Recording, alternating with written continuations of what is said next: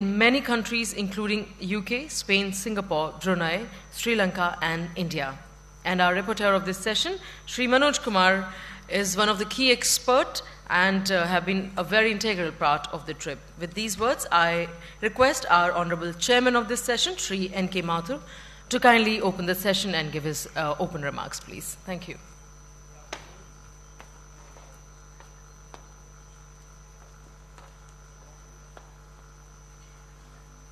Good afternoon. In this session, we have got 5 papers, and 4 of them are international papers, and they are very important case studies. We are already late in starting the session, so we have got only 1 hour at our disposal. So the first paper is theme paper. We will take 15 minutes for that, and remaining 4 papers we will take 10 minutes each, and last 5 minutes we can keep for our discussions, etc. So instead of standing between the galaxy of speakers, we may start right now. So I invite Director General Laos DPR for his paper on dam safety management in Laos DPR. It is a theme paper, and we request him to present his paper in around 15 minutes.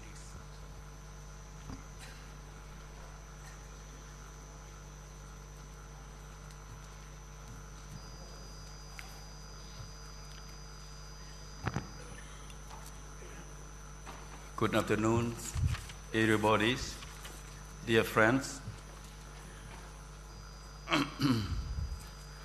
I would like to let you know about what we have moved in Laos. The title of presentation, my presentation, dam safety management. In fact, we don't have this one properly. What I'm going to tell you, number 1 is an overview of the countries in terms of power development status. And then I also would like to inform you about existing legal framework in Laos, and as well as status of power development in my countries, and challenges power development phase in Laos. And then I am also to inform you about dam safety inspection programs have been moving in Laos, and dam safety institutions status of, and then some conclusion on that.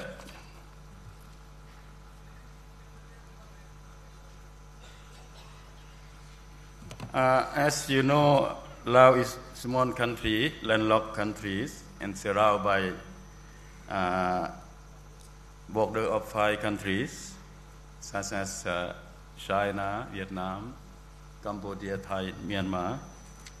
And due to geographies of the countries, we have quite high precipitation in average annual basis from 1,200 to 3,000 millimeters. We have 12 major tributaries to Mekong River, covering 35% of total Mekong inflow. That's why we have abundant hydropower potential, around 30,000. And we have 64 projects in operations with installed capacities more than 5,000 megawatts, and 56 projects in pipeline under construction with installed capacities around 7,000 megawatts. And then we have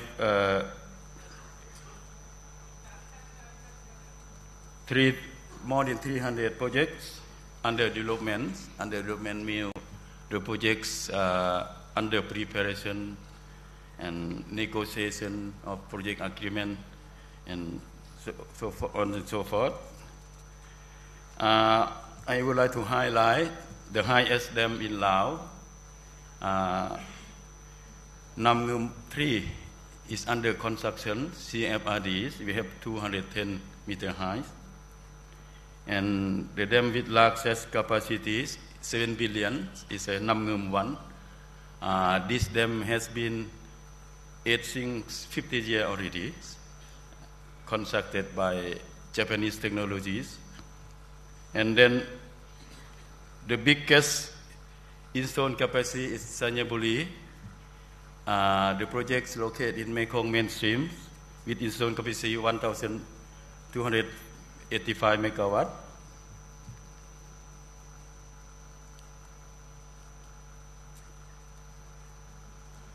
Legal framework in Laos, the first we have ATC law promulgated in 1997, and until now we have third amendment, the last one in 2017. And in technical matter, we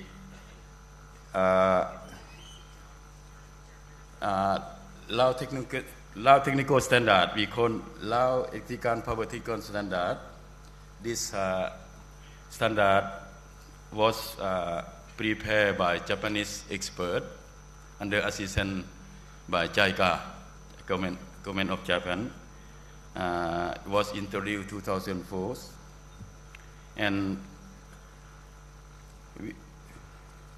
in 2005, the government of Laos has announced government policy on hydropower developments. And because of technical standard, in Laos we have IPP project. Mostly we have IPP project is rather than government project, and that's why in 2014 we have modified some procedure in lab, because lab prepared by Japanese, to our understandings, expert come from state enterprise. That's why they prepare in the context of development by state. If we do with the private development by IPP, is need to change. And we also have developed policies on sustainable hydro development in 2015. We also received assistance from U.S. government in 2016 to undertakings or to draft like a Lao depth safety guideline. This is guideline rather in policy, policy things. In 2018, lab review. We need to review the lab. This one is under assistance by World Bank. We have complete end of 2018. And among that, we also have developed dam safety guideline, also assistance by World Bank. We just have complete end of last year, 2018.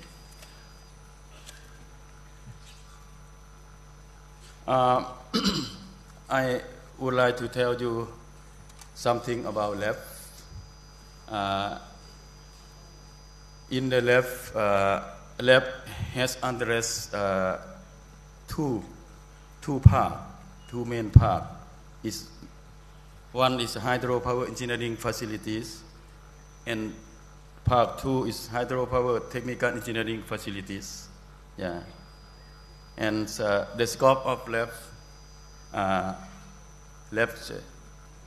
apply to power facilities in the course of design, construction, and operations.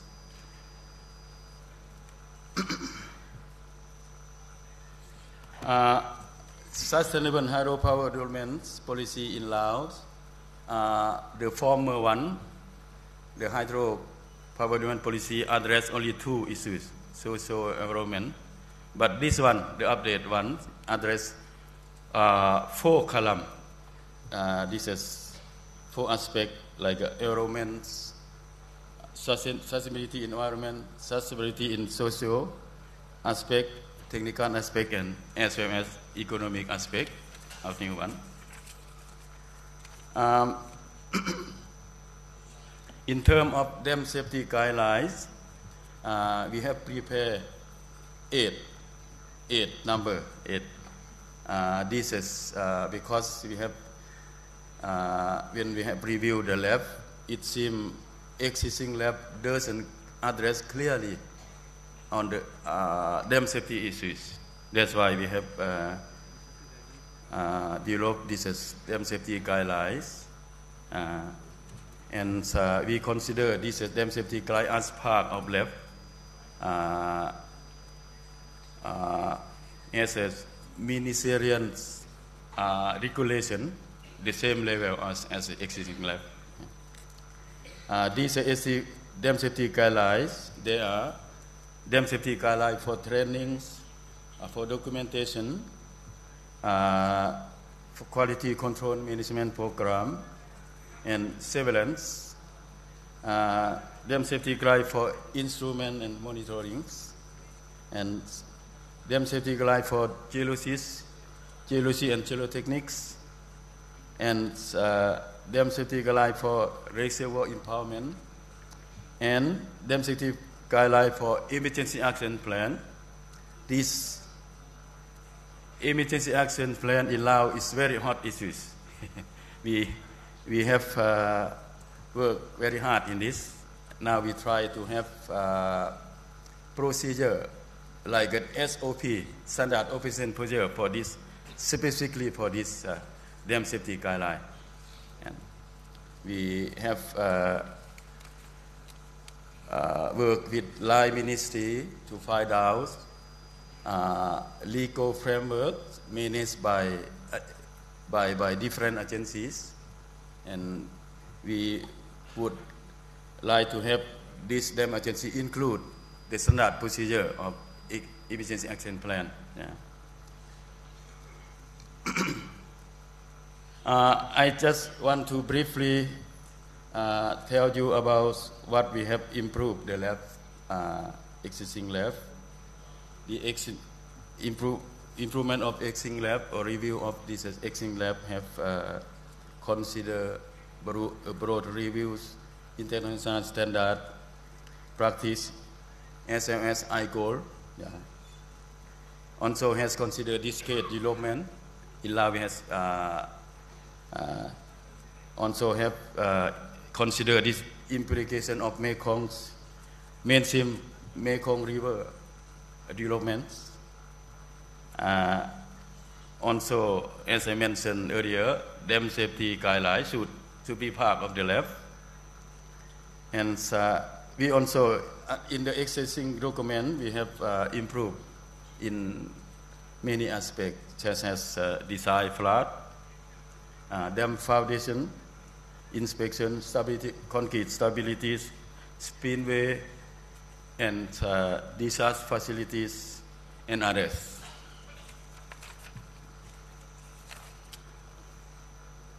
In terms of management, I don't here is talking about dam safety management, but rather this management is like a project development, because in my country we have divided in 3 levels of management. Number 1 we call project large scale. Large scale is managed by central level. Central level is ministries. And we call small scale project is managed by provincial authorities, governor of the province. And then we have project micro level by district. District governor approved. Yeah.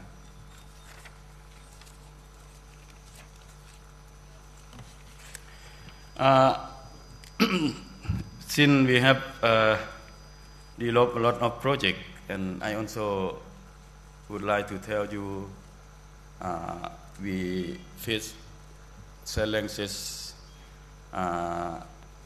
We have evidence in 2 projects now. Number 1 is incident for small project, hydro projects developed by Valencian authorities occur in September 2017. This project has installed capacity 15 megawatt, and the dam height is 17 meter. Yeah, and this accident doesn't cause loss to the life of the people, but is cause enormous loss to natural environment and social asset and economics, socio-economic of the local communities whose loss. And in 2018, all of you in this conference may have been aware the incident of Cellular Dam of Sapien Semnoi. This project is invested by foreign investment. Mr. Sechet, kindly conclude. Only 1 minute. Sorry? Only 1 minute left. Okay. I try to speed up.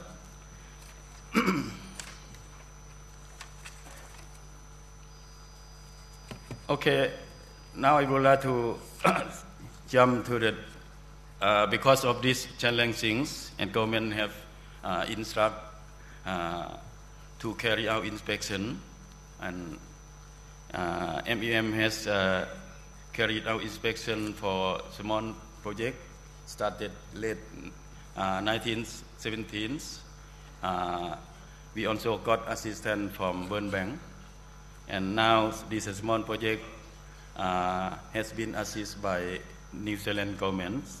And for the large scale project, we have worked with World Bank, and we got assistance from World Bank and Power China and development partner. We have more than 7 development partner support to carry out these inspections. Under this dam safety inspection structure, we have development partner and government of Laos and expert provided by World Bank development partners. And this is inspection is going to finish first phase by May 2019, and second phase by June 2018, and we expect to complete this inspection by end of this year. And regarding dam safety inspection, we don't have this is organization exists in Laos. Now government has instructed MBM to undertaking study how to establish, and as a conclusions, as you know that in Laos hydropower development has gone very fast, while development of law and RICO framework as well as human resources very slow, and workloads tend very increase, while relevant organization like MUM has very limited capacity in terms of skill and number of staff. And Lao Electrical Standard Lab has been implemented for over 10 years, but we still see some weakness, and that's why we need to develop by development dam safety guidelines.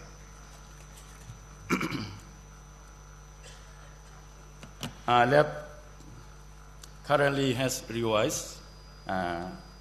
Also, we need experts to assist us to train our staff to implement in effective and efficient manner. And dam safety guidelines were concluded last year. We need also the same thing, experts to assist us to how to implement dam safety guidelines in effective manner.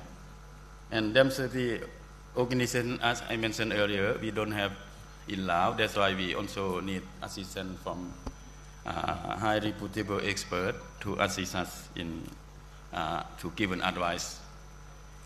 As MEM has we have substantial medium and long terms need for engaging with development partner to establish, consolidate, and strengthen national dam safety assurance institution. Thank you very much. That's my vision.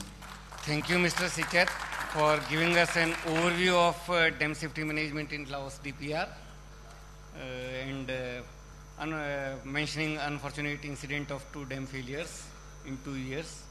Now I request Mr. Martin to give his presentation on moving joint injection, and your time is 10 minutes.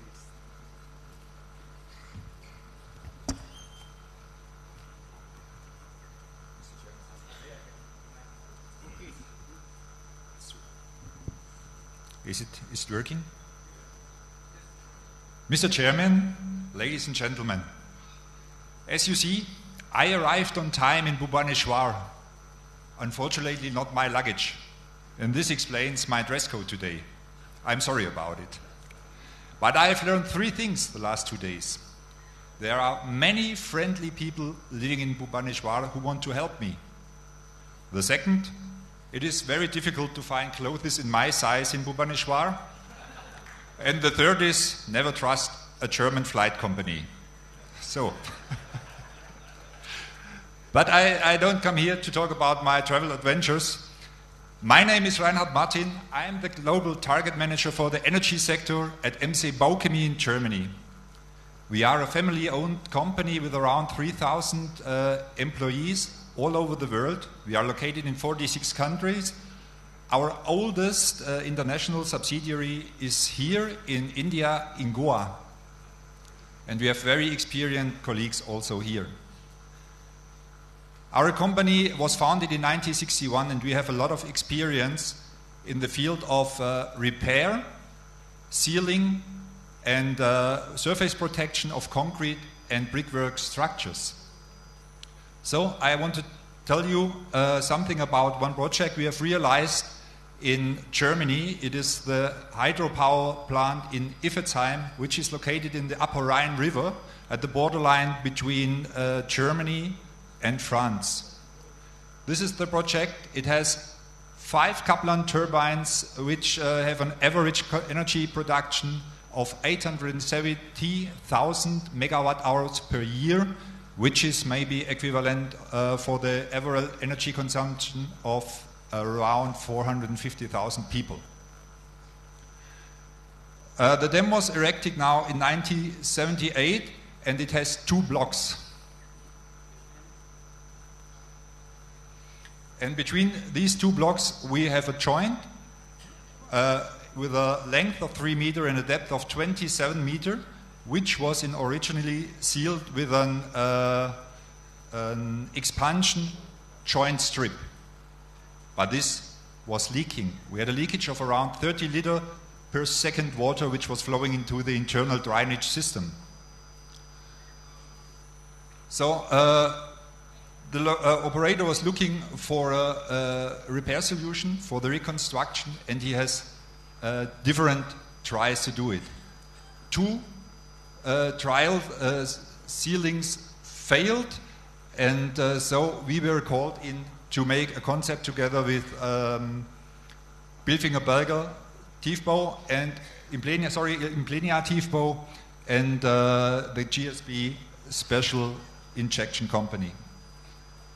In 2004, as you see, 2 tries were made to seal it. The first one was an acrylic shield from France, but the reactivity was too low.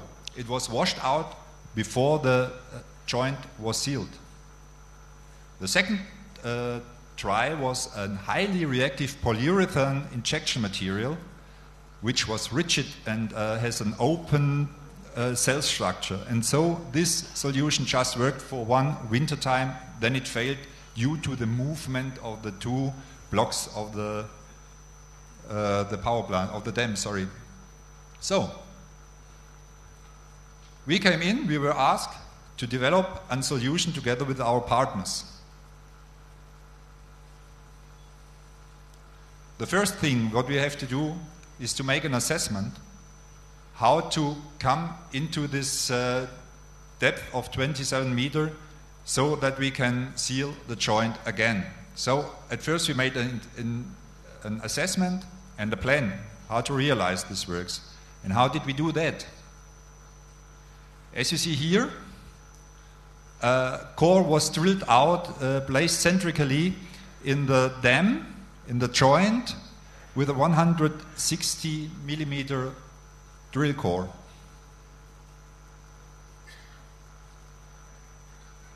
So also we made a film recording to test the core. We drilled out to see if everything is cleaned. It was also flushed, that everything is cleaned, and we get a good adhesion in the end with the injection material to the flanks of this borehole.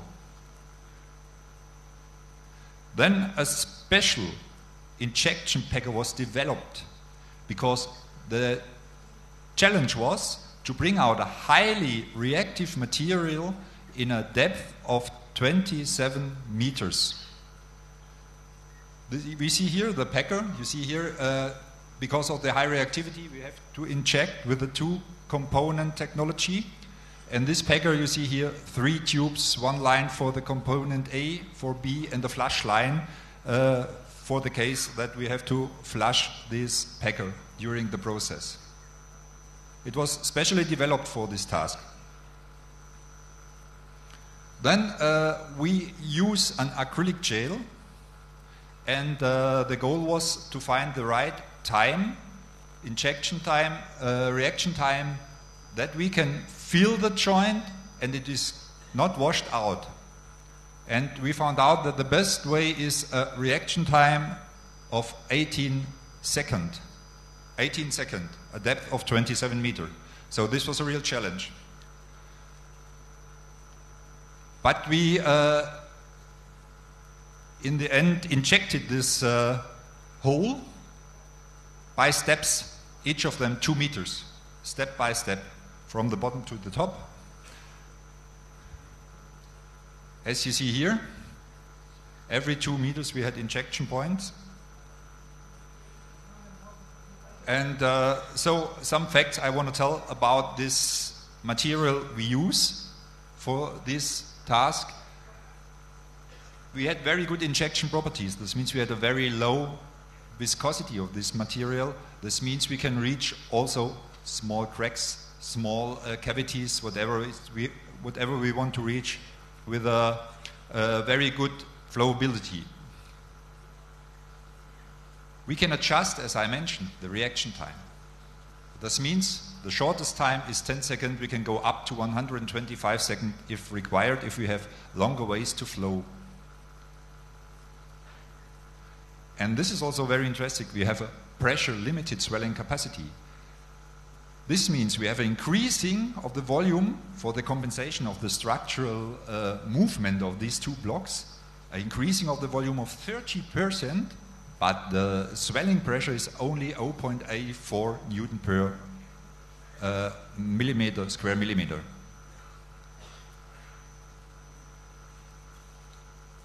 Another fact about it, we have a very good deformable at low resistances. The ductility, you see here a picture of a sample. The ductility is around 300%. That means if we have a joint with 2 centimeters, it could move up to 6 centimeters, and the material is working in this range. It's optimal environmental compatible. This means it is allowed for the use in drinking water areas. Yeah. And this is the goal. We have an excellent adhesion for reliable sealing. And this is what is really difficult to realize, to have on the one hand side the high flexibility, on the other hand side to have this very good adhesion on the flanks of the cracks, or in this case of the joint. So what will I say in the end? If you want to get an impression of these materials, you are invited to visit our exhibition outside in the exhibition hall, and you can also discuss with the Indian colleagues about their experiences. And on the other hand side, I can say Oh, we have a high flexibility for high deformation. Sorry, forgot this topic. And also high tear strength for high mechanical impact. What does it mean in the end for our project in Iffezheim? We have a successful injection of the leaking joint with a significant reduction of leakage rate. Until today, it's measured. It was, in the end, a really economic solution. And since more than 10 years, this solution works. It is also a durable solution. So what can I say? If we look at this measurement, it's not a big project, it's not a spectacular project. But what can we learn? We can learn that a successful injection is much more like to use the right material. At first, we need a detailed assessment. We need a conception for the realization of the work. We need the right machines and tools to bring the injection materials into the structure. We need the right injection material, in this case an acrylic gel called MC Inject 95TX. And last but not least, we need trained and professional staff on the job site. Otherwise, we fail. We have this experience, and I just can ask you, use also our experience for your projects. Thank you very much. Thank you, Mr. Martin, for giving us an overview of your material for moving joint injection. Now I request Mr. Antonio on new materials and technology for repairing dams without affecting operation.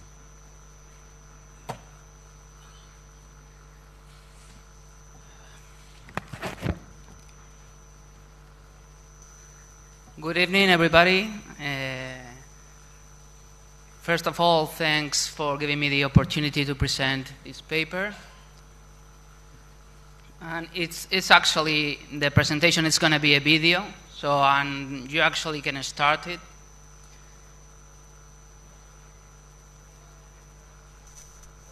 Can you start the video, please? Okay.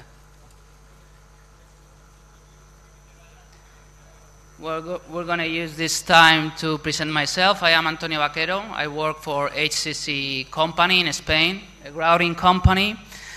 And well, here's the video running. Well, I'm going to talk about a new technology. It involves epoxy resin injection. And this technology, we've used it to sealing leakage without affecting operation in dams. We're going to be talking here about high viscosity resins and high pressure injection. First, I want to show you images of the problem. If you have problems like that, well, these are the kind of problems we've been dealing with and solving around the world in different dams. There are big leakages with big flows, high pressure, flows up to 300 liters per second. Now I'm going to show you another image about Karun 4 Dam, one of the highest arch dams in the world in Iran, 230 meters high dam. And you can get an idea of the number of boreholes we needed to drill in order to inject the cracks, the structural cracks in the dam body with full reservoir, without affecting operation. This is the key factor of this technology. Well, to get an idea of the dimensions of the dam, you can see it compared to the highest buildings around the world. And sealing leakage and recovering the structural monolithism. That is another key factor of this technology. And one of the things we solve is we don't need the use of divers, which helps a lot in saving costs. Another image of an RCC dams. RCC dams are more likely to have leakage. And well, I'm going to explain very briefly the technology. It's very simple. It consists in localize the path of the water, if it's a crack, a cold joint, whatever it is. Then drill boreholes, always in rotation technique. And finally, high pressure resin injection, which is a final solution. This, I like you to focus on that images, is the key of the technology, is the high viscosity of the resins. These resins are up to 1 million centipoise, 1 million times more higher viscosity than water. And here we come to practice. You see boreholes drilled. That is a dial gauge to measure opening of the joints because we inject at very high pressure. And this is also a very important video of the key of the technology. We don't need, this material is non-washable. Its high viscosity allows us to be injected while water is actually circulating. And even though it has a very high viscosity, its penetrability is great because it's pumped at very, very high pressure. Another example is this work in a buttress gravity dam in Spain. Same technology, same concept. Only difference is we needed a more elastic material and to use a special scaffolding to access to the dam. This is a time-lapse video of the sealing process, injection of a thermal crack in an RCC dam. You see that as we advance, we get the leakage completely sealed, and we don't need to empty the reservoir or affect operation. And now a more detailed review in rehabilitation of Piedra del Águila Dam. Piedra del Águila Dam is the highest dam in Argentina, 170 meters high dam. Concrete gravity dam. It's located near the mountains in the west, in Neuquén province. It's a very, very big dam with a very large reservoir. Reservoir is 12 billion cubic meters. Emptying the reservoir for these works was not an option. Construction started in 1985 and it lasted 6 years. You can see several images about construction, normal concrete, vibrating concrete, the blocks, and well, there you have the general layout of the dam finished in 1991. Well, to a fast filling of the reservoir, several thermal cracks appeared and 2 structural cracks, as you can see in blue, appeared. This was a cause of a very serious concern, safety concern in the dam at that time. The thermal cracks appeared as a consequence as the big difference between the temperature of the concrete and the water that touched the upstream face of the dam. And well, here you're going to see a diagram of the evolution of the temperature.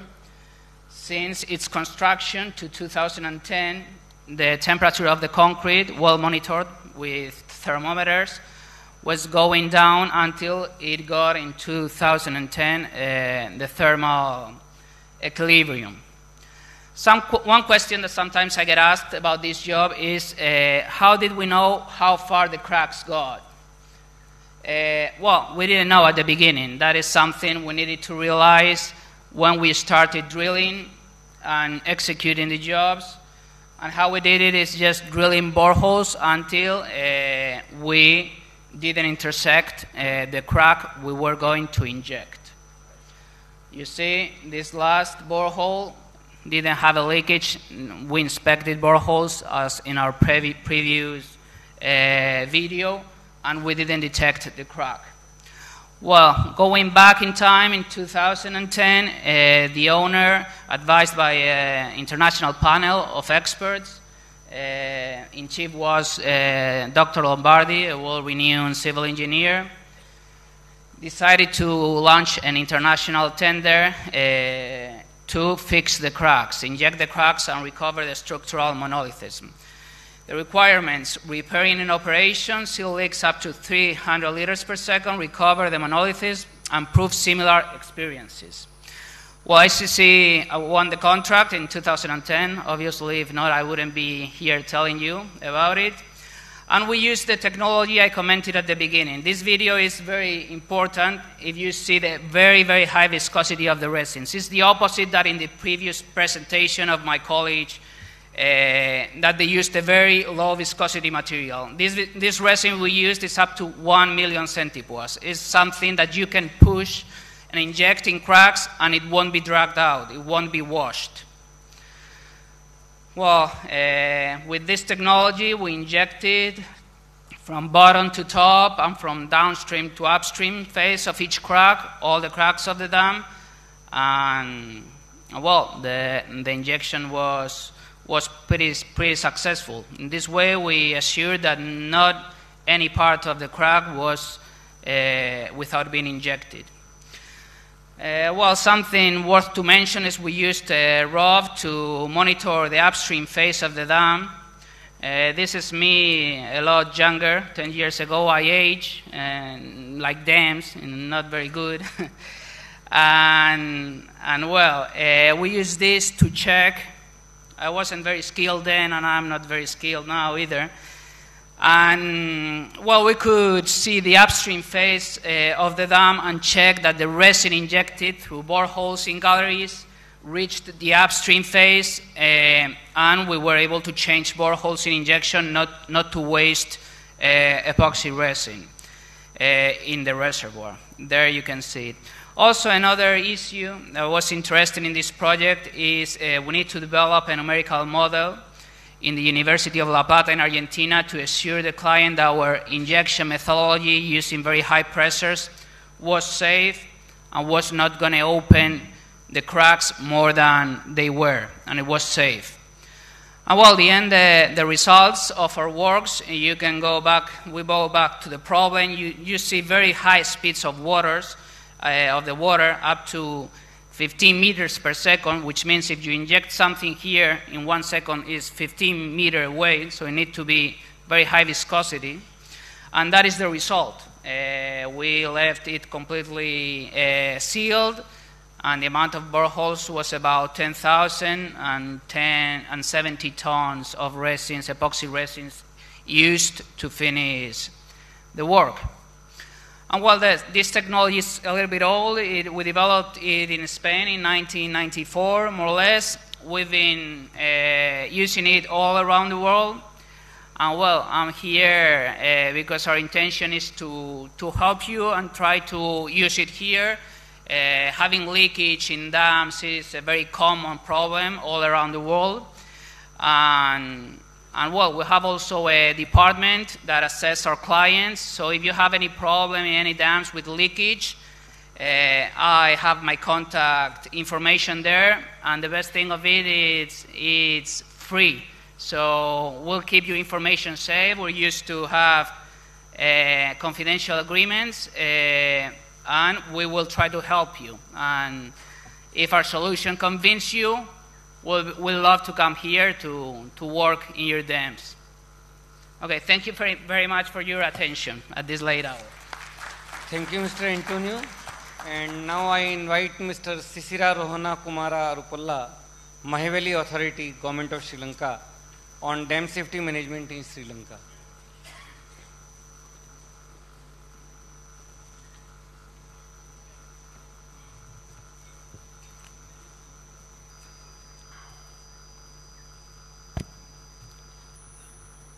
The chairman and the scholar committee members and the scholars that gathered here, good afternoon to you.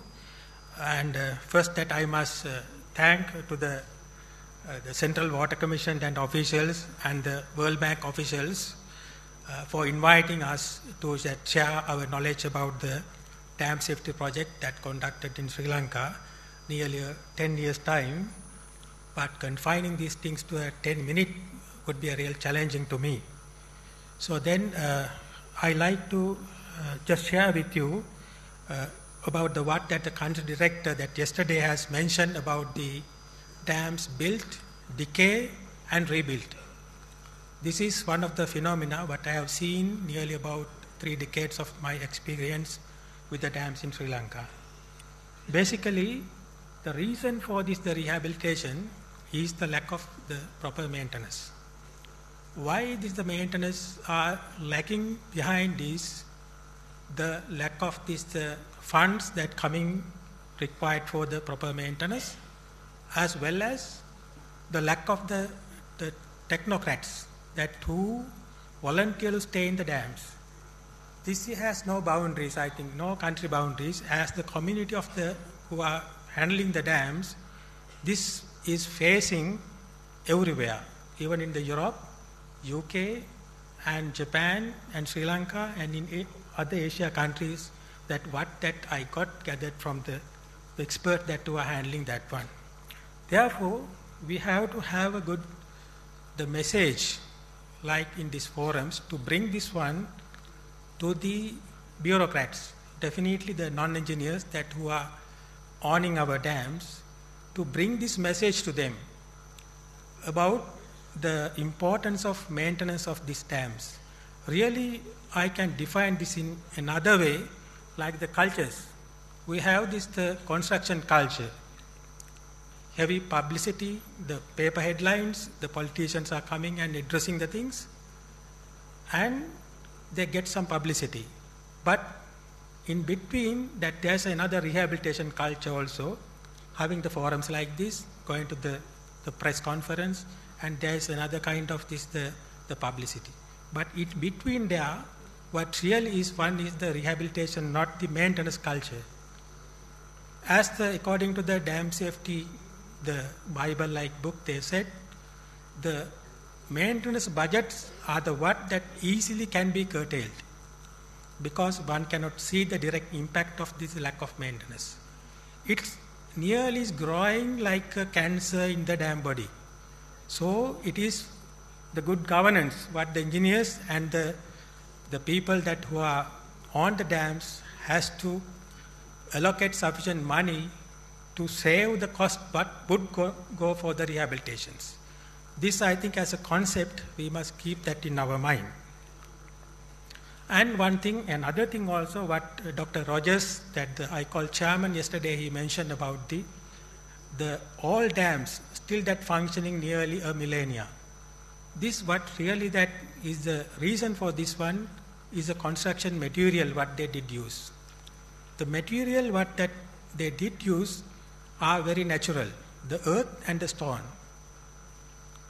which really is very nicely that harmonizing with the nature, very slow decaying. I am not going to say that we have to use these things, but we are handling with these dams with the modern construction, like the concrete dams. One of the tallest dam in Sri Lanka, about 120 meters high, double curvature arch dam, made with the concrete. Still that we have a problem of the alkali aggregate reaction. The dam is expanding the way that what the designers not expected, so that there is a risk. This is something that wrong with the concrete and the modern construction materials. And the two dams, once we compare with this, the Rockfield Dam, like the Randenigala Dam, and the Rockfield Dam having the earth core inside, and the Rockfield Dam having the concrete face in front. The dam with the earth core inside looks very stable, but the dam having the concrete face inside, there may be a tendency to leak and crack. We need the proper monitoring and the surveillance, keep our eye all the times. How is the dam towed? There may be a possibility to crack once it is settling to the downstream side. So these are the things really what I want to share with you before starting the presentation, that our dam safety program that started in 2008 have extended to 2018, that is nearly 10 years time, has been recognized as one of the successful projects funded by the World Bank on the dam rehabilitation. The reason what I found was the proper pre-preparation.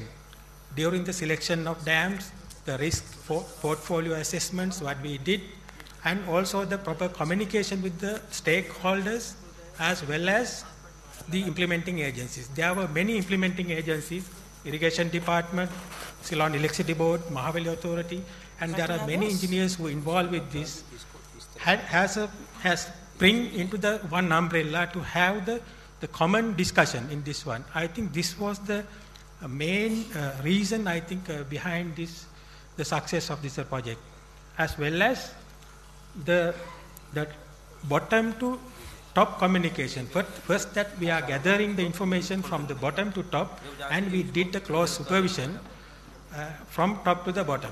That means that not only the financial progress and the technical progress as well as the physical progress, all three were monthly monitored in very close proximity.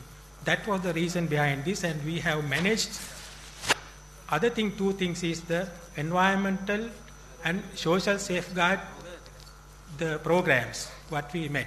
Can you please help Once me that to we are assuming protect where if there may be some kind of the social resistance once the project is moving, that may impact on the progress, as well as the environmental impact also from the non-government organizations or somewhere, that also may stop the fast moving of the project.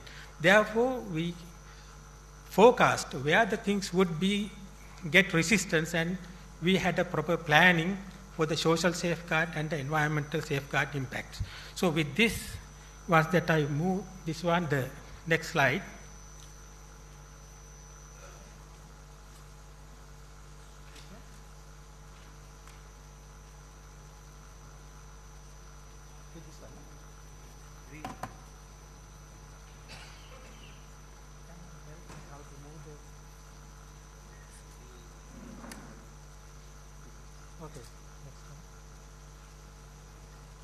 Right, sorry. So then the Sri Lanka, usually that we are getting two monsoons. One is the southwest and northeast. The southwest monsoon we are getting heavy rainfall. Average rainfall is about 2,500 millimeters per year. And the driest zone we are getting about 800 millimeters, and the wet zone is about 5,000 millimeters annually that we are receiving the rainfall. Therefore, the water is very important to collect behind the dams. So then the dams what we rehabilitated during the last 10 years scattered throughout the entire island, as well as that belongs to different stakeholder departments. And this is the most important river cascade what I am referring with is the Mahaveli Cascade. This is the main river in the Sri Lanka that longs about 331 kilometers, and about 10 dams are located on cascade one after the other.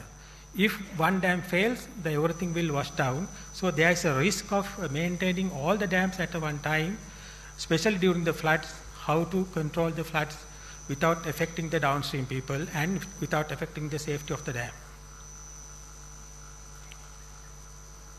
So this is the brief note about how the two dam safety programs had been arranged for last 10 years' time. There that we have managed to rehabilitate 63 dams, and one thing is the emergency action plan prepared for the 15 dams. That really was not earlier in Sri Lanka, but with the help of the World Bank, we have managed with the supporting consultants to prepare the 15 emergency action plans. Now that we are communicating with the Disaster Management Institute, if there is a risk of flooding to downstream.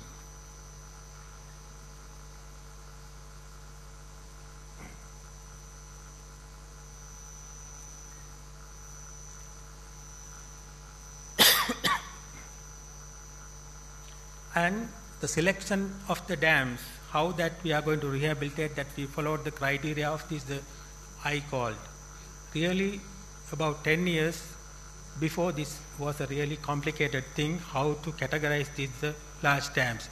Anyway, that we have followed this, the large dam, the definition of the large dams, and I put this one into a graph format to bring into a very good picture how to select these dams easily at a glance.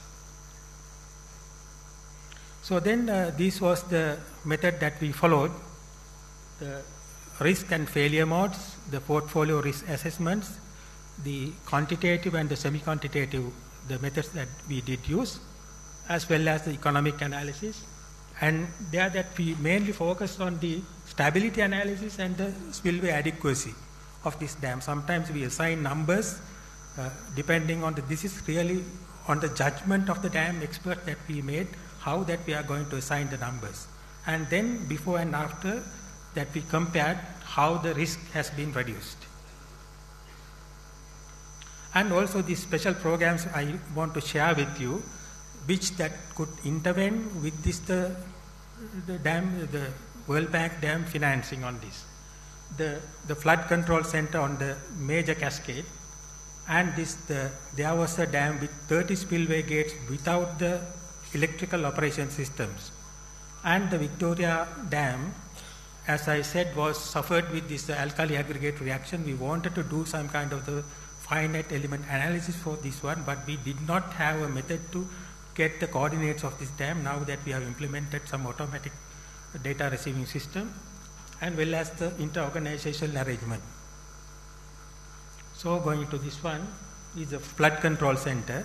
We have established a flood control center at the center of this the river to receive all the dams, the real-time data of the dams, spillway discharge, water level, and the water level, and how much the water is releasing downside, and some kind of the instrumentation data, and the weather records also at what time to receive a common control center for the panel of the engineers who are residing there to decide which one have the buffer and to release the dam in advance.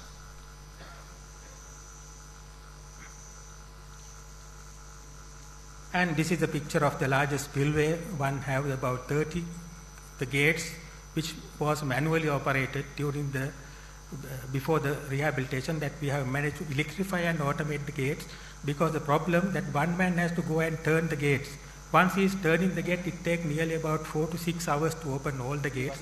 By that time, if the flood is high, part of the gates start to spill over. That is facing a huge threat to the Sir, kindly dam. conclude it early.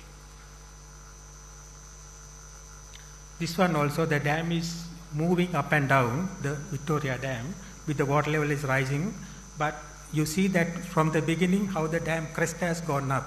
That may be because of the alkali aggregate reaction. The dam is expanding, the volume is expanding, and the shape is buckling like this. It was very nice shape, now the dam is buckling. So we want to do some kind of the finite element analysis to see the back analysis to see the available stability. But with the support of this, the RFP, the support of the Trimble, that we have managed to find a good solution for this to receive the data real time. Now we are enjoying that. And the inter-organizational arrangement is dams belongs to different institutes, but we have to have a common umbrella to inspect a dam under common structure. So this is now being discussed, as what we all know that dams belongs to different institutes and different countries. They have different the thoughts. So we want to bring Sir, it into the one. Okay. We are already running out of time. Okay.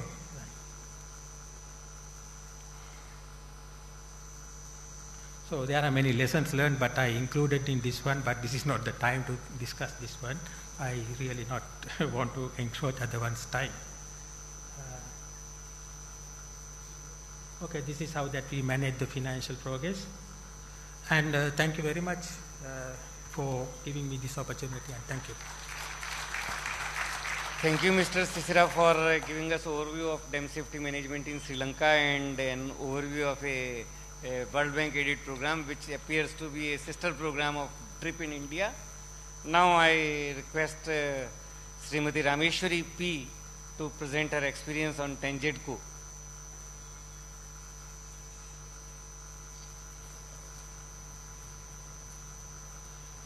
Good evening, ladies and gentlemen, respected dignitaries on the dais, and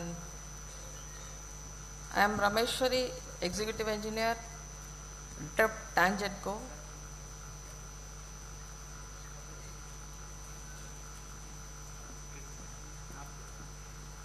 So I want to share some of the experiences we faced during the implementation of geomembrane lining at Cellular Dam. So Cellular Dam is a small dam which is located at the southern part of India.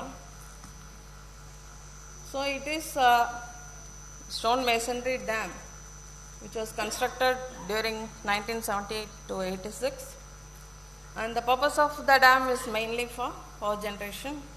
It generates around 20 megawatt. The length of the dam is 465 meters and the height is approximately 57 meters. So again, it is a balancing reservoir. Cellular is a balancing reservoir with the Tamrabarni at one end. so which is 4 times bigger than this Cellular Dam. So the water comes to Cellular Dam, and from here only it generates electricity. The problems in Cellular Dam were the left flank was too much leaky because of the weak joints. So the earlier racking and pointing, connecting upstream treatment and other construction joint treatments did not work. So with the experiences at Kadambari Dam, where we laid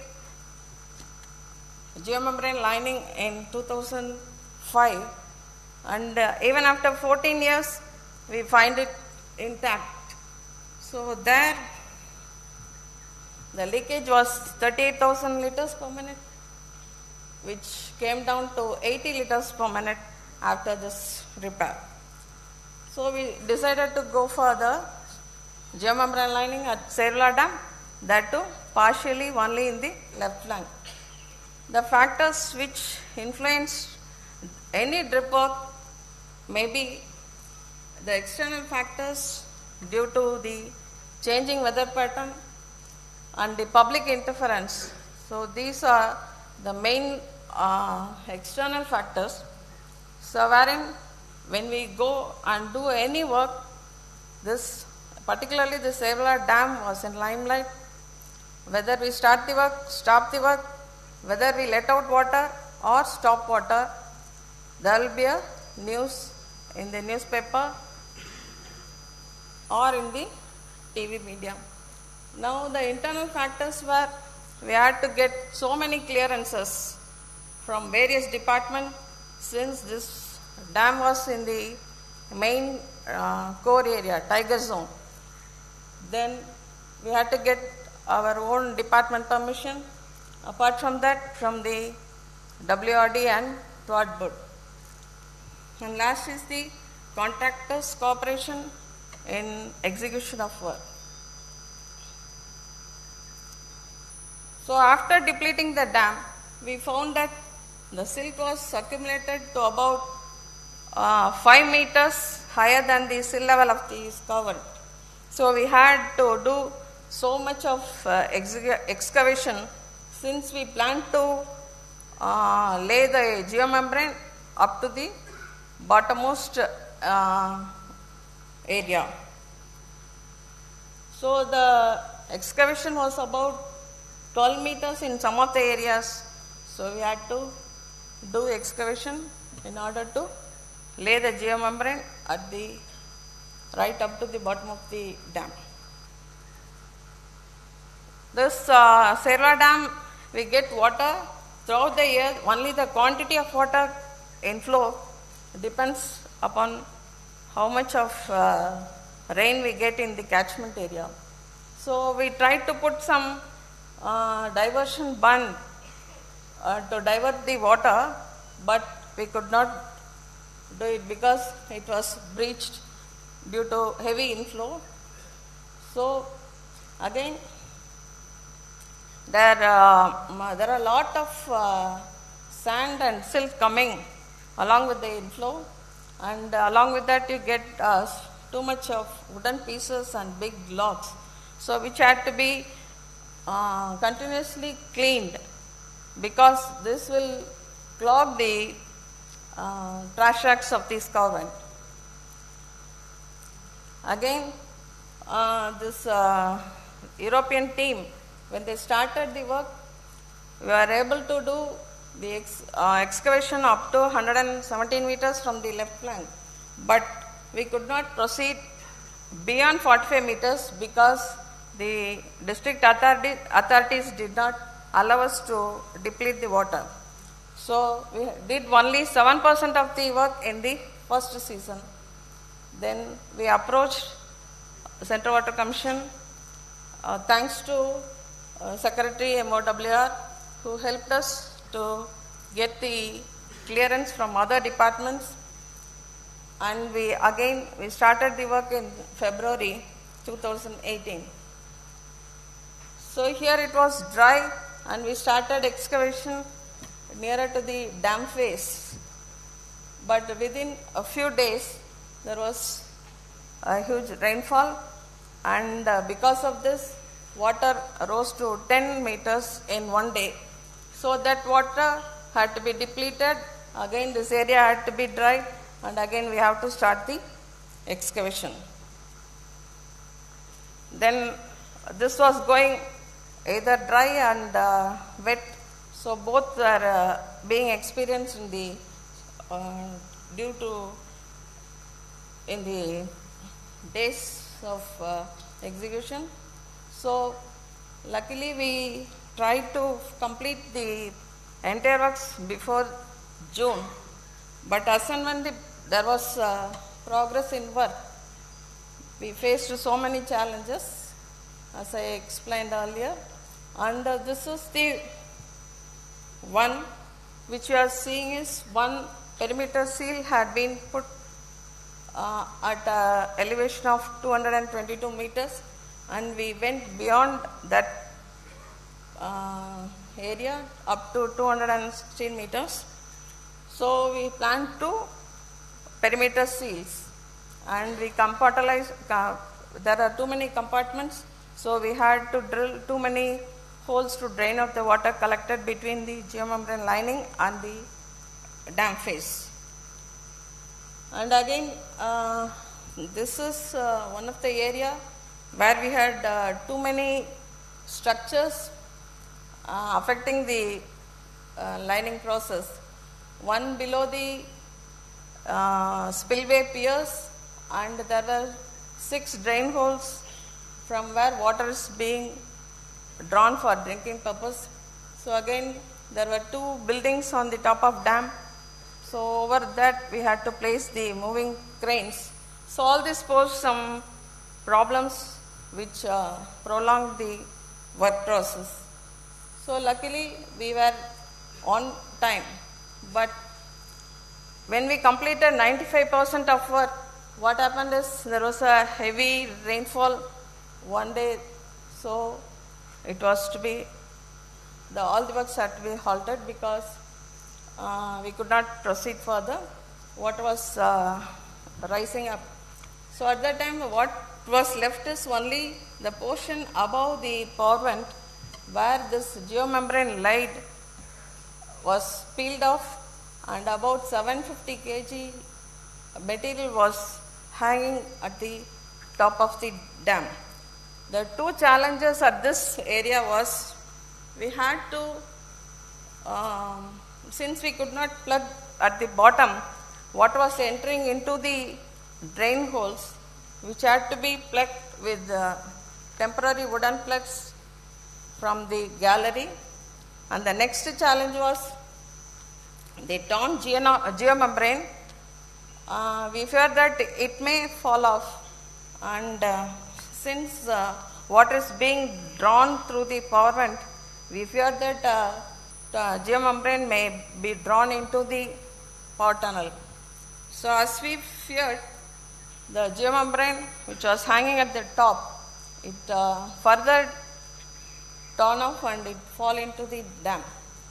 So luckily in the 3rd season, we could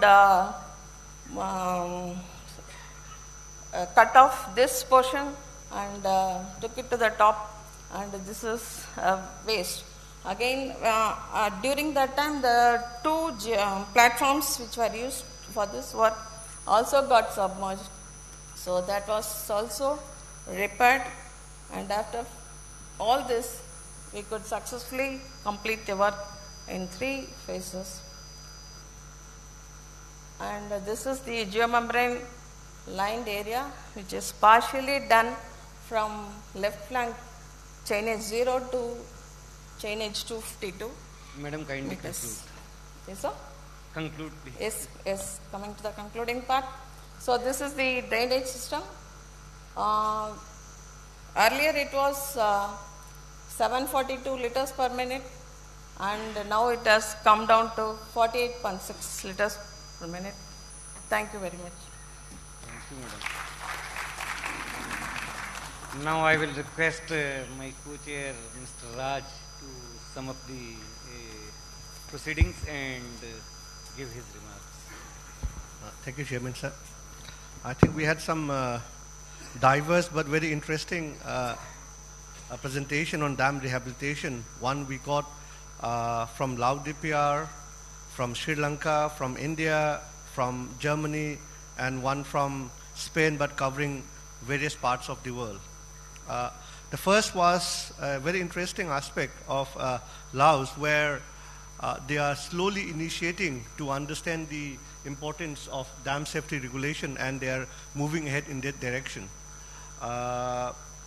It is very interesting to see how the dam safety has been overarched with the hydropower generation, and how they are taking serious note of dam safety after a couple of unwanted incidents. And it is good to see that all the dam structure of 360 dams have been taking serious note, and emergency dam safety inspection have been carried out. So I'm sure this safety inspection will throw a lot of lights, and a lot of things will be implemented. The dam safety guidelines are also prepared, but the bigger challenge lies is not in the preparation, but in the implementation of the guideline, and we hope that it's implemented in the right direction. Two interesting things, I think, me being the team leader of the Indian DRIP, to learn from that particular presentation is the guideline on documentation and guideline on training. These are two guidelines which we haven't prepared, and we take a serious note, and we will try to do in the current DRIP project. The second presentation is by Martin from Germany. Though it was not a big project, he already mentioned that, but it shows about how complicated dam rehabilitation work is. It has to be very precise, very dedicated, and using the right technology to get to the right solution. So it talks about, though it was not a very big thing, but the dedication and the amount of science going into it's quite enormous.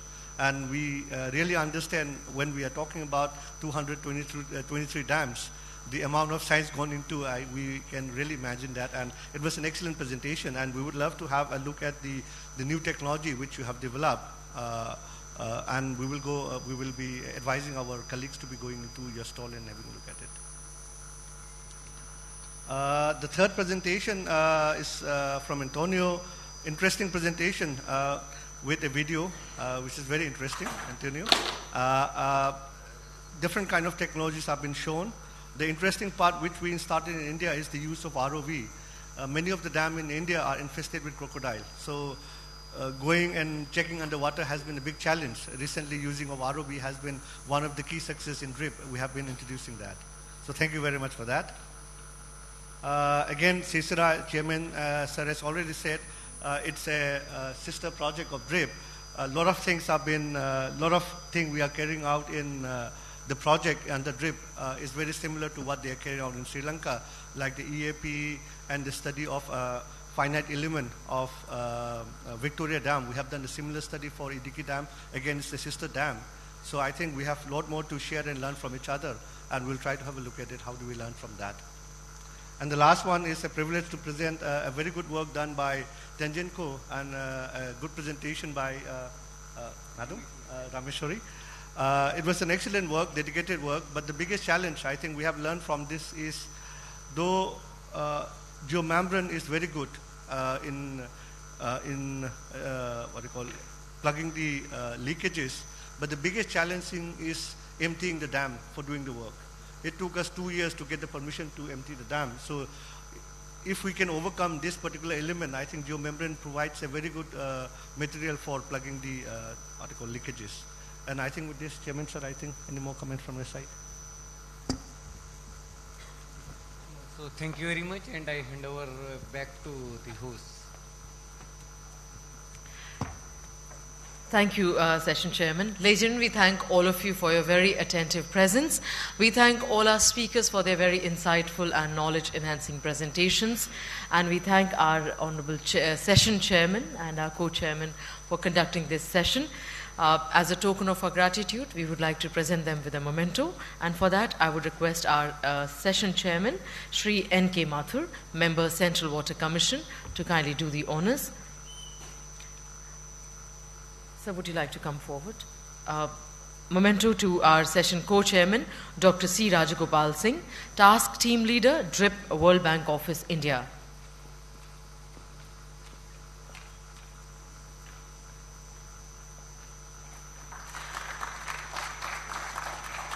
Rapporteur of this session, Shri Manoj Kumar, Deputy Director, Central Water Commission, India.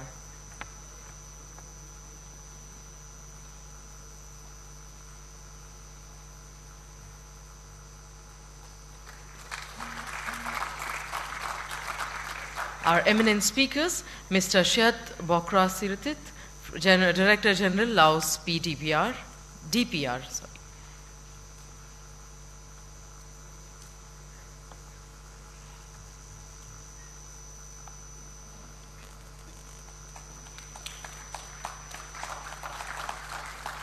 Mr. Reinhard Martin from Germany.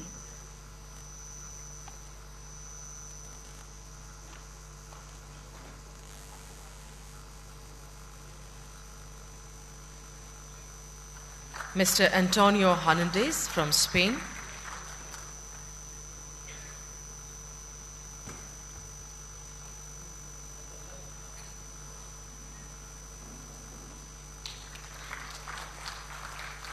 Mr. Sisira Rohana Kumara Arupola from Sri Lanka.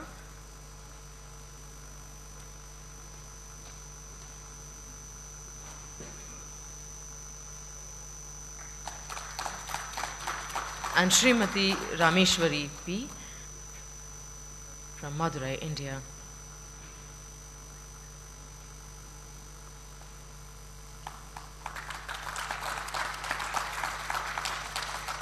Thank you, Session Chairman. And now I would request Sri P.K. Jena, Principal Secretary, Water Resource Department, to kindly present memento to our Session Chairman, Sri N.K. Mathur.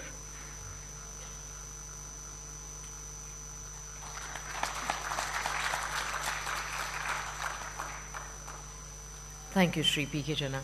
Ladies and gentlemen, with this we conclude the session on DRIP rehabilitation case studies. May I request all our speakers to kindly come on the dais for a group photo. Please come forward on the dais for the group photo. Ladies and gentlemen, we would have a short tea break after this, and followed it would be followed by the valedictory session starting at 4 o'clock.